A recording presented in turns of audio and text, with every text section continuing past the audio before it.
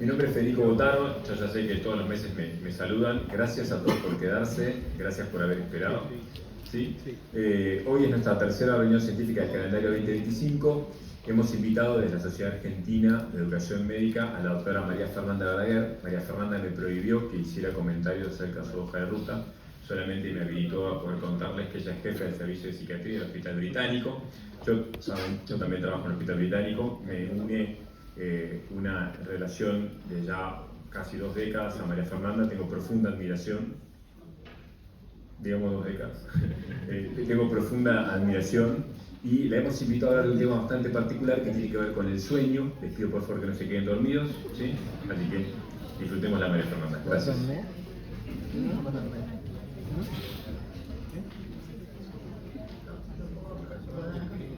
Bueno, buenas tardes / noches. Vamos a hablar de sueños, así que el horario es bastante bueno. Bueno, como les dijo Federico, les voy a hablar acerca del costo de dormir mal.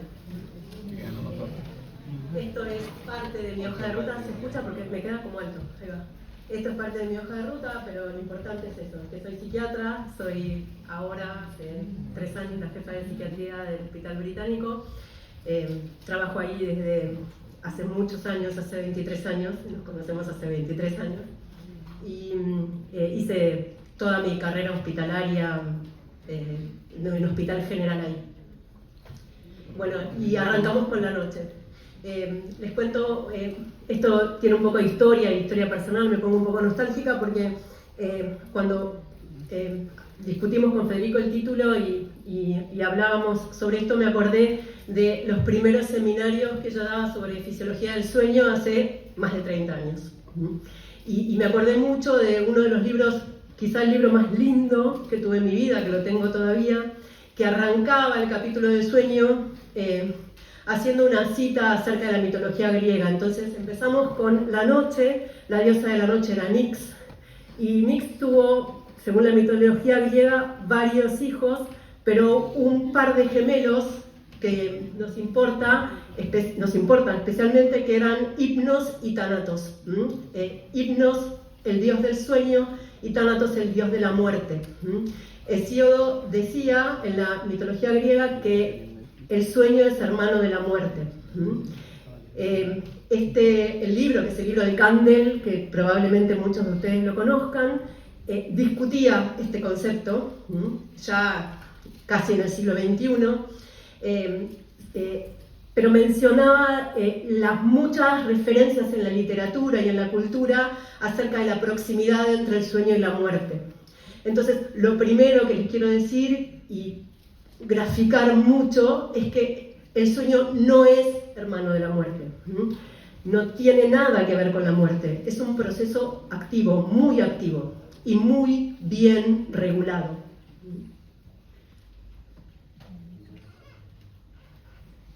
Entonces, también la primera página de este capítulo mencionaba un libro muy viejo, de Fisiología del Sueño, de 1913, que decía que las 3 cualidades principales del sueño son que es un proceso necesario, periódicamente necesario, que es un proceso que tiene un ritmo, es rítmico y es relativamente independiente de otros factores externos. Y finalmente decía que era un proceso durante el cual el cerebro se desconectaba, tanto sensorial como motoramente del mundo. Y de vuelta, una crítica, lo que era aceptado por las neurociencias de 1913, que el cerebro se desconectaba durante el sueño, hoy es un error. Entonces reemplazamos esas 3 cualidades principales del sueño por otras 3. Es un proceso activo, el cerebro no se desconecta. Es rítmico, todos sabemos que es un proceso rítmico, y es necesario. Tan necesario que le dedicamos el 30% de nuestra vida. Tan necesario que es mucho más fácil morirse de inanición o morirse de deshidratación severa, mucho más fácil morirse de insomnio que de inanición o de deshidratación severa. Mucho más fácil y mucho más rápido. Entonces, no sé si conocen la historia de la estrella de Mercedes-Benz. ¿La conocen? Yo trabajé en un hospital de Alemania y durante el día trabajaba en el hospital y a la noche estudiaba alemán en la universidad, y en los niveles superiores nos enseñaban, todas las unidades temáticas eran cultura alemana y una unidad era la historia de las automotrices. Una vez me contaron esta historia y con esta historia siempre hablé sobre sueño, porque siempre me sirvió como un modelo analógico. Mercedes-Benz, bueno, la historia del nombre no tiene interés ahora. Mercedes-Benz hizo esta estrella un poco como un homenaje a la familia fundadora, que tenía como un escudo familiar que tenía una estrella de 5 puntas, pero eligieron una estrella de 3 puntas para representar que los propósitos de la empresa, los objetivos de la empresa eran motorizar el aire, el agua y la tierra. Tenían 3 objetivos. Esto fue, creo que la empresa se fundó más o menos hace un siglo, casi 100 años. 100 años después no cumplieron sus 3 objetivos y solamente hicieron motores para tierra. Es verdad que diseñaron el interior de barcos y diseñaron el interior de aviones de lujo, pero solamente hicieron motores para tierra. Entonces a mí me gusta usar la historia de la estrella de Mercedes-Benz para hablar sobre sueño, porque esto es muy artificial, por supuesto, pero si nosotros tuviéramos que elegir solamente 3 cosas para hacer con la vida, 3 cosas, y sabiendo que vamos a incumplir 2 de ellas, esa cosa que tenemos que hacer sí o sí es el sueño. Es tan indispensable que no podemos dejar de dormir. Les vuelvo a repetir, es fácil y rápido morirse de insomnio. Agripnia, el insomnio familiar fatal mata en pocos días. Entonces, ¿para qué sirve el sueño? El sueño sirve para la recuperación metabólica y el mantenimiento del sistema nervioso central, para la reorganización sináptica, esto es la neurogénesis, la generación de nuevas sinapsis equilibrada con la poda sináptica, la poda de las sinapsis más débiles y el fortalecimiento de las conexiones más fuertes y más relevantes desde el punto de vista fisiológico. La regulación hormonal, inmunológica y metabólica, la consolidación de la memoria, tanto de la memoria explícita, antes la llamábamos declarativa, como la memoria implícita, es la de procedimiento y la memoria emocional, la optimización de la regulación emocional y del rendimiento cognitivo, y también la sincronización con el tiempo astronómico. Nosotros somos integrantes del reino animal que estamos especialmente dotados para trabajar en la luz y bastante mal dotados para defendernos en la oscuridad. La sincronización tiene un papel biológico importante. Optimizar nuestro rendimiento durante el día, donde somos más productivos, y cumplir con la obligación de dormir durante la noche es lo más económico para el sistema nervioso. Entonces, ¿cuáles son las consecuencias inmediatas de privarse de sueño? Todos lo sabemos, todos alguna vez tuvimos una noche heroica estudiando, o en vela, o de guardia, y la ansiedad, la irritabilidad, la tristeza, la anedonia, los errores cognitivos y los desórdenes alimentarios. No sé si a ustedes les pasa, yo me como todo cuando no duermo. Es muy común comer de más cuando uno está insomne. Entonces, el sueño es es un proceso activo, en realidad es la combinación de 2 procesos, es la sincronización, la combinación armónica de 2 procesos que los llamamos proceso S y proceso C. La C es de circadiano y ese es el proceso miostático, es la combinación de los procesos que desencadenan la respuesta de sueño, uno en respuesta al cansancio, a la fatiga, a la actividad, el otro como homeostasis predictiva, así lo decíamos cuando yo enseñaba el neurooficio, que anticipa la noche y nos prepara para dormir y para hacer coincidir el sueño con el horario nocturno. Es un proceso muy sofisticado que resulta de la combinación de esos 2 procesos y tiene como 3 grandes, en realidad el ciclo del sueño de vigilia tiene como 3 grandes etapas. Entonces, ustedes saben que es muy usado la informática como modelo analógico del funcionamiento del sistema nervioso, y entonces la propuesta es: pensemos que nuestro sistema nervioso es como una computadora, como una máquina que tiene triple arranque. Todos manejan distintos sistemas operativos o conocen uno solo? Es posible en una misma máquina particionar el disco y arrancarla en Linux, en Mac y en Windows. En realidad, si es una PC, no se puede arrancar Mac, se hace un émulo que se llama Hackintosh. Pero bueno, una máquina que puede arrancar en 3 sistemas operativos distintos, completamente distintos. Hay 3 programas, 3 sistemas que organizan la funcionalidad del sistema nervioso completamente distintos. Entonces, uno es el sistema operativo de la vigilia. No es ingenuo elegir, le atribuí cada uno a... Esto es opinión, no es dato. El sueño no REM, que es el de más descanso y reparación corporal, y el sueño REM, que es el que tiene más funciones cognitivas y psicológicas. Entonces, somos una máquina que es capaz de funcionar con 3 operativos distintos y arrancar alternativamente en distintos sistemas operativos. Y como les decía, el sueño es un proceso muy complejo, muy sofisticado, regulado por montones de estructuras muy interconectadas entre sí. En principio, el tálamo, con proyecciones muy interconectadas, muy difusas. No voy a detenerme en las proyecciones porque exceden absolutamente el propósito y es complejo y es enredado. Las proyecciones del tálamo son prominentemente glutamatérgicas. El prosencéfalo basal, que está poblado de neuronas colinérgicas. El núcleo más famoso, el que conocemos todos, es el basal de Meynert, por lo menos los que estudiamos anatomía en otra época. Ahora lo tienen todos una nomenclatura moderna que a mí se me escapa. El área preóptica ventrolateral, que tiene neuronas GABAérgicas, y es en realidad el que inicia el proceso del sueño.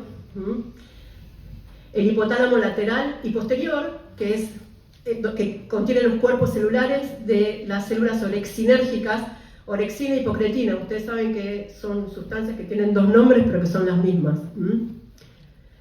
El núcleo túbero mamilar, también del hipotálamo, que tiene las neuronas histaminérgicas.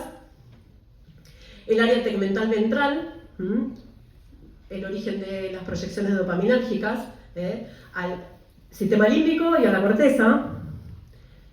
El núcleo dorsal del RAFE, origen de proyecciones serotoninérgicas. Los núcleos tegmentales pedúnculo continuo y laterodorsal, también colinérgicos. Y finalmente el locus ceruleus. Si ustedes, por lo menos los más grandes, van a ver que la mayoría de estas estructuras forman eso que antiguamente llamamos el SARA, el sistema ascendente reticular activante.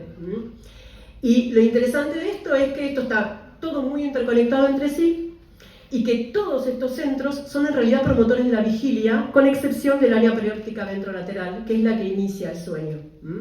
Entonces, se trata mucho más de promover la vigilia que de iniciar el sueño.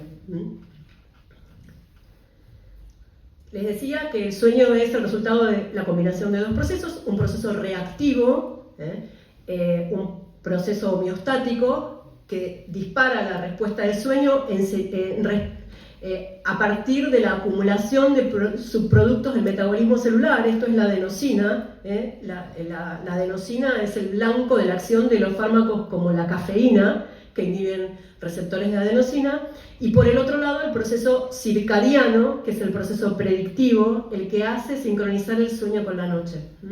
Esto está básicamente regulado por la acción del reloj maestro de todos los relojes biológicos, que es el núcleo supraquiasmático del hipotálamo, que recibe aferencias de la retina de unas células ganglionares especiales, que son células ganglionares intrínsecamente fotosensibles, que sensan la luminosidad, le dicen al núcleo supraquiasmático es de día, y el núcleo supraquiasmático mantiene tónicamente inhibida la secreción de melatonina. Cuando arranca la oscuridad, eso es el dim light melatonin onset, se suelta la inhibición que ejerce el núcleo supraquiasmático sobre una vía con múltiples pasos, que primero va al núcleo paraventricular del hipotálamo, después baja a la cadena simpática paravertebral, a la columna intermedia lateral, y después vuelve a la pineal y secreta melatonina, y esto sincroniza la respuesta de sueño con horario astronómico. La verdad es que la melatonina lo que hace es actuar sobre el mismo núcleo supraquiasmático y limitar su actividad. El núcleo supraquiasmático es el que, además de promover, inhibir la secreción de melatonina, promueve a los centros de la vigilia. Y ahí se integran los dos procesos. Bueno, esto es el gráfico de la arquitectura del sueño normal. El sueño normal tiene sueño de ondas lentas, que tiene 3 etapas, de más superficial a más profundo, N1, N2, N3. Después de vuelta N2, N1 y sueño REM, un ciclo completo, se recorre, se profundiza, se superficializa y alcanza el primer REM. La latencia del primer periodo REM es 90 minutos, todos los ciclos de sueño tienen alrededor de 90 a 110 minutos y un adulto sano, normal, tiene alrededor de 5 o 6 ciclos de sueño durante el día. Esto que ustedes ven, que el sueño va cambiando y alterna entre los dos sistemas, REM y no REM, responde a un mecanismo de ciclo ultradiano que no regula el núcleo supraquiasmático, lo regulan el agotamiento de las mismas células promotoras de la vigilia, como las células del núcleo cerúleo, que cuando se agotan dan lugar al disparo de las neuronas colinérgicas que arrancan con la respuesta REM. Mucho detalle que mucho no importa. Lo que nos empieza a importar a los médicos. Este número es muy rotundo. En este momento, hice la cuenta para este momento, junio de 2025, se supone que en el mundo hay 539 millones de personas que tienen insomnio crónico. Y de eso se trata. Somos médicos y de eso se trata. De cuál es el problema más prevalente con el que nos enfrentamos los médicos en relación con el sueño. El mundo es muy grande. Y tal vez el número es enorme, pero nos parece como muy lejano. Vengamos más acá. Esto es Buenos Aires.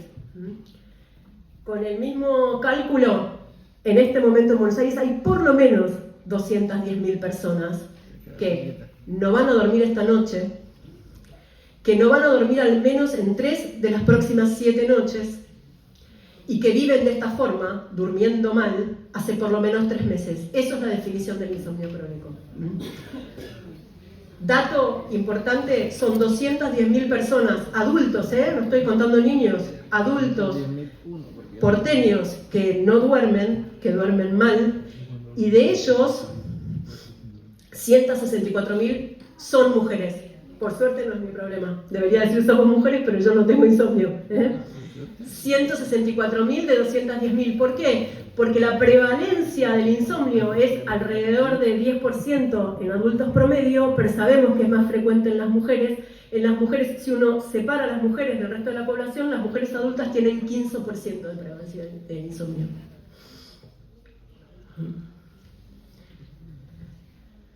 Y otro dato que es súper importante, y es el primer gran mensaje. El primer gran mensaje es: el sueño es un proceso activo, no es hermano de la muerte. El segundo más gran mensaje es: de esos 210.000 que por lo menos no duermen, 147.000 posiblemente no hablen nunca con su médico del insomnio. Es alrededor del 70% de los pacientes que tienen insomnio crónico no se lo cuentan al médico. Entonces, primer gran mensaje, un poco autoritario: pregunten cómo duerme la gente. ¿Qué pasa con el insomnio? El insomnio es un fenómeno clínico que se puede autoperpetuar. ¿Por qué? Porque clásico, la persona que no duerme hace fuerza para dormir. No hay nada mejor para no dormir que tratar de dormir. Entonces, el insomnio produce ansiedad y la ansiedad produce insomnio. Y se cierra el círculo.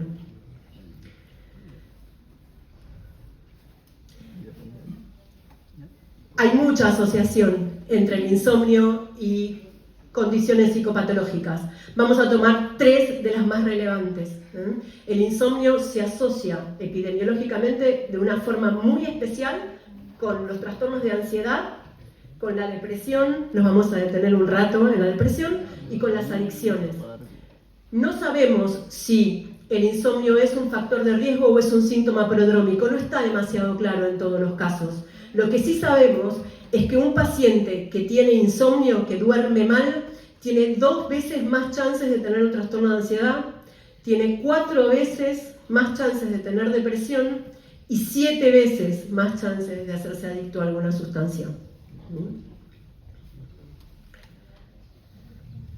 Bueno, esto es un gráfico del comportamiento temporal de un trastorno depresivo recurrente. Ustedes saben que la depresión es una enfermedad recurrente y progresiva, de naturaleza progresiva, y esto es nada más que para mostrarles que la depresión no tratada, subtratada o que no responde al tratamiento, librada a su evolución, tiene episodios cada vez más frecuentes, cada vez más largos y cada vez más profundos.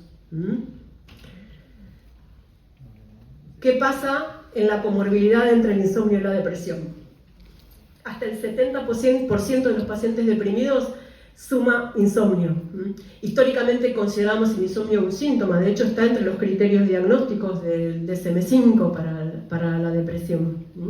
Hoy preferimos decir que el insomnio no es secundario, no es sintomático, que el insomnio es una condición asociada, y básicamente esto es por terapéutica, porque muchas veces uno trata la depresión con éxito y el insomnio se queda.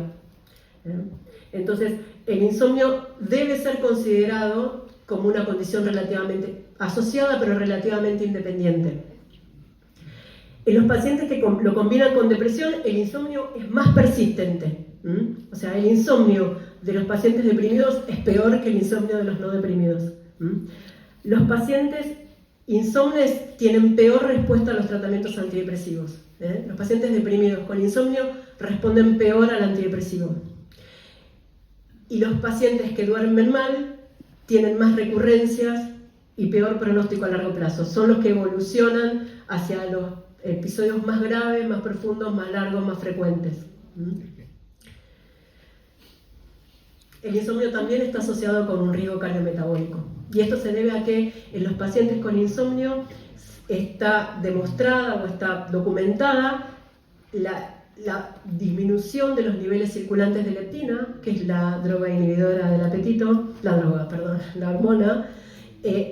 Lo contrario pasa con la grelina, que es la promotora del apetito. También el insomnio parece contribuir a la disbiosis de la microbiota intestinal, y estos 3 factores reunidos aumentan el riesgo de obesidad, por supuesto el de diabetes tipo 2, y el riesgo cardiovascular y cerebrovascular.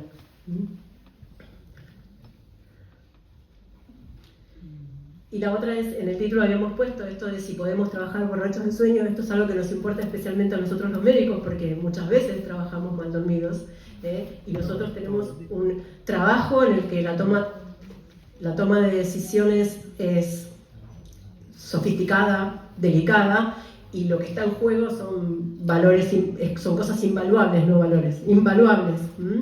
Entonces, los efectos cognitivos del insomnio y otros trastornos son las fallas atencionales, la dificultad para el aprendizaje, para procesar información nueva y para la toma de decisiones. También las fallas en la consolidación de las memorias, explícita y procesual, eso es el sueño no REM, acuérdense, Windows, y los déficits en la memoria emocional, que eso es MAC.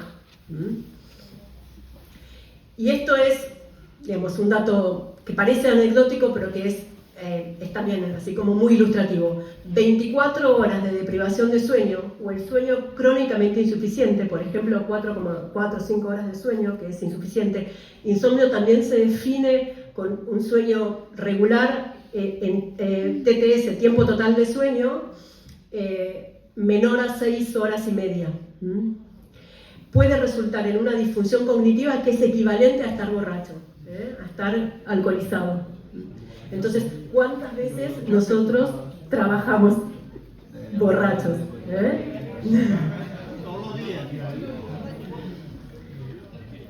Bueno, y finalmente, esto es, no sé si lo conocen, si no, me encanta que lo conozcan, que haber venido para que conozcan esto, para mí es suficiente. Este es un soneto de Borges que se llama El sueño. Soy pésima recitando, así que los invito a que lo lean. Resume los mensajes principales que les quiero decir acerca del sueño. Primero, él se pregunta Si como dicen que el sueño es una tregua o un puro reposo de la mente, ¿por qué uno siente que cuando le despiertan bruscamente le robaron una fortuna? Enorme razón. El sueño no es un puro reposo de la mente, es un proceso activo que tiene mecanismos de regulación que son muy sofisticados. Después pregunta por qué es tan triste madrugar. Eso es una confesión de parte. Borges nos está diciendo que probablemente él tenía un cronotipo evening type, que es muy clásico de la gente de la cultura y de la bohemia. Probablemente para él era triste madrugar porque él era un tipo con más nocturnidad que diurnidad.